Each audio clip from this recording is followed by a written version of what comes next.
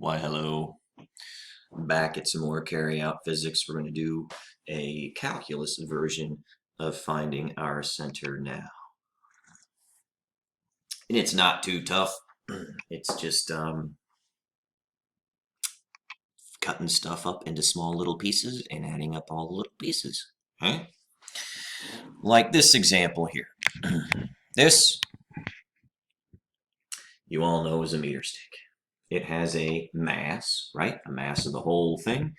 And if I were to put the whole thing on a scale, that scale would tell me that whole entire object's mass, wouldn't it? So if I put that on a scale, which I did in the last video, it was like 78 some odd grams, it doesn't matter. But the mass of that stick is what I'm just calling 78 grams. Who cares? I'm just going to end up calling it M. You know, if I divide that mass by the length of the stick, which is 1 meter, or if you even want to call it 100 centimeters, it doesn't meter. We can go 100 cms, whatever. Then would you agree that that meter stick is 78 grams per, I'm sorry, yeah, 0.78 grams per centimeter? It really is that simple. This is what your chemistry teacher would label as a density of that stick. Now, densities are usually communicated in 3 dimensions, a length, a width, and a height, so it'd be a mass per volume. I'm communicating it in a mass per length because this meter stick, much like my personality, is only one-dimensional. So what we use to communicate a density that is only one-dimensional is something called a lambda. That lambda is mass per length. That will always be the case. Mass per length is lambda. If something is communicated in mass per area, the symbol for that is a sigma. It looks like a cursive lowercase letter O. That is something called a mass per area. That's for things that have 2 dimensions in them, like a sheet of plywood or this countertop here. When you buy countertops, whatever, it's a mass per area. And then the things that do have 3 dimensions, the mass per volume, which you're used to dealing with. Your chemistry teacher told you it was a D for density. We're going to use the letter Greek letter rho.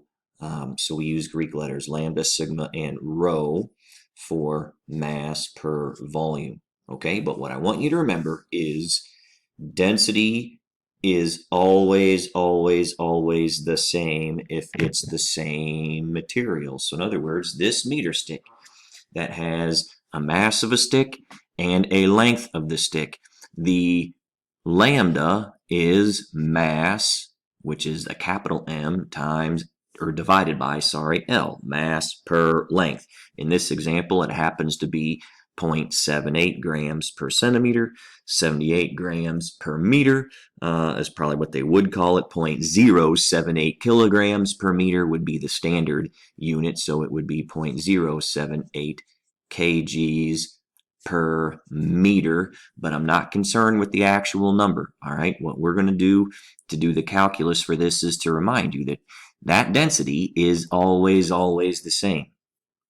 Even if I take this meter stick and I slice it up into 100 centimeter sticks, and now I have 100 little tiny slivers of that stick. If I were to take the mass and length of that and push the divide button, I will still get the same number, won't I? That density stays the same. So that principle, that topic of density always being the same if it's the same object, will be key for us to solve the problem or deal with this calculusly. So things that have 1 dimension, mass per length. Things that have 2 dimensions, mass per area. 3 dimensions, mass per volume. So here's the next thing I want you to realize is each one of these individual slices of this meter stick is a fixed distance away from the 0. So the distance will stay consistent for each individual sliver. what we'll do is add up a whole bunch of tiny little slivers worth of mass. So those tiny little slivers, again, that term leads me to, or hopefully guys, you're thinking to say, oh, we're going to cut the mass into tiny little pieces. Therefore, what we will have is a differential mass. Meaning if I add up all of those differential masses, it will equal the mass of the whole object. If I divide it by the differential length of those individual pieces, meaning that 1 centimeter, I will still have the same density. Okay, that's key. That's the same density. So a big M divided by a big L is exactly the same thing as a differential M divided by a differential L, right? So if I wanted to isolate and ask you, well, what's the mass of 1 centimeter's worth of this stick? You could use this relationship here and say, okay, well, the differential mass is the same thing as the lambda, the mass per length, times the differential length. That's it.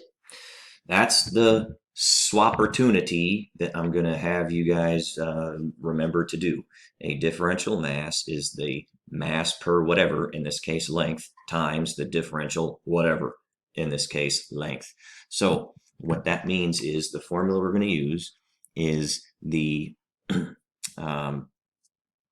center mass for this particular guy, which is only one dimensional, the x center mass, is going to be the sum of all of those fixed locations worth of differential mass.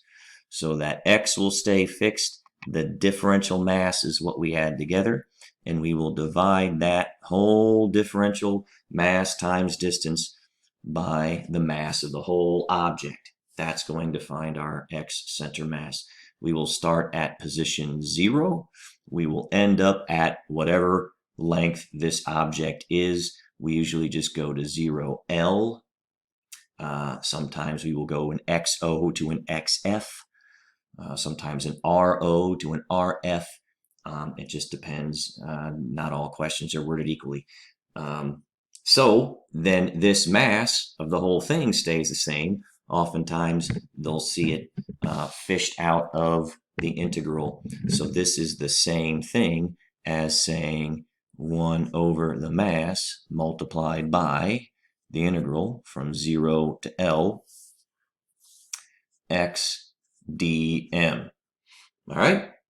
So there's how we set that sucker up. We're going to take all of those positions multiplied by all those differential masses. Add them up, divide by the whole thing. Now, what we're going to do, though, is what I mentioned earlier. And I say, okay, if we're integrating along L's, but differentiating along M's, that's bad. So do you see a swappertuna dm, which that then goes right back to this.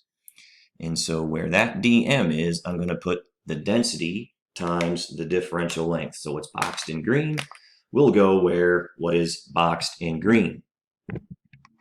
And so what I will end up with is the x center mass is equal to 1 over the mass of the whole object times the integral from 0 to L, and that will be x times lambda dl. And now my L's agree with this, and I think we're happy, and we can go ahead and integrate now.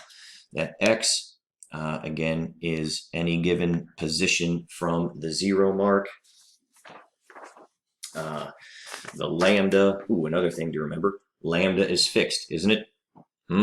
That's a constant. So when I integrate this, I'm going to fish that out of the constant, aren't I? Or fish that out of the integral. So what I'm going to do is fish it out. You can fish out constants. So this becomes x center mass is the same thing. Instead of 1 over m, it's going to now have that lambda over m. Okay? And I'm going to multiply that by that same integral, 0 to L, x dl. Now, again, that's going to be a little weird. Remember, x's and l's are the same thing. If you want to swap out a dl for a dx, if Stelzer will lose her mind because you got an x here and an l there and an l there, then fine. Call it a dx, but you're going from wherever you start the 0 mark to the length of the object you're solving for as the integral. So then what we'll end up doing is simply integrating x. I mean, that's really that simple. This will become an x squared over 2. So what I'll end up having is a lambda over a mass of the whole thing times x squared over 2, right? And I'm going to go from the 0 mark to the length of whatever that object is that I'm integrating from. In our case, it's a meter stick, but I don't care. It's just going to be an L. So you guys know what to do then. I'll plug the L in here, and I'll plug the 0 in here. There's one other thing I would like you, well, here, I'll do this first. It'll be a lambda over m, the capital M, the mass of the whole thing. Then I'll multiply that by an L squared over 2, and that will be subtracted from a 0 squared over 2, right? That goes away. And what I'm left with is a lambda, which is its mass per length, divided by the L, or divided by the M, sorry, times the L squared over 2. So the next thing I'm going to do is another swappertunity. This lambda is mass per length, isn't it? So what I will do is I will call it the mass per length. So what's written in green is the same thing as what is circled in green. Times m is in the denominator, right? That m is this m, and I will multiply that by L squared over 2. So now we kill things that need killing. That mass kills that mass, and I'm left with an L squared over an L. So what that ends up becoming is that square kills that one, and the XCM is what you already know. It's simply L over 2. That's it. Okay, so that's how we will end up calculating a center mass calculusly. Just remember, the key is knowing that the density of any given object stays the same regardless of how big that object is. So the mass whole divided by the length whole is equal to the differential mass divided by the differential length. Substitute it out for lambda dl. That's what you'll put in for a dm to get your everything to agree to be in the same letter. And then once you're down here simplifying things, take that lambda to be, again, the mass per length of the whole thing to simplify out. And it doesn't matter what the length of the object is. It doesn't even matter what the mass of the object is. If it's a rod, one-dimensional, uniform mass, it'll always be L over 2. And that is how you calculusly find your center. And there'll be a few more examples that we come up with where we do sheets of plywood, things that are two-dimensional, and there'll be a couple that are a little more complicated when we start changing shapes. But this one, a good one to start with, and we will continue our journey as we find our center. Yay, physics.